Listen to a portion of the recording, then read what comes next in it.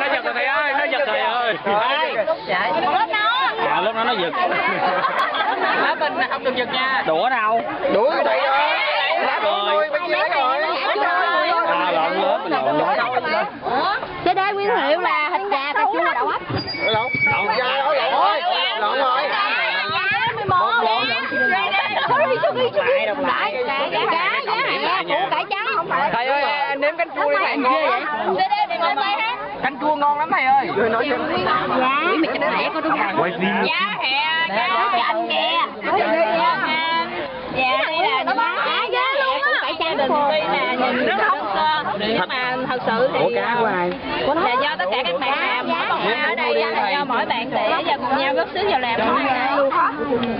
Vô vỗ tay nào. Nói rộng. Chạy cái chỗ. Đậu phộng Gan Nam người ta gì muốn muốn. Đậu phộng Gan Nam thầy cái mượn này con. Lộn cái thầy, lộn cái thầy. Lộn cái thầy. Chết thầy. Ghê, thầy biết thử đất vừa cân chín rồi. Thầy ơi. Thầy. Đậu phộng Gan Nam người ta ngon không?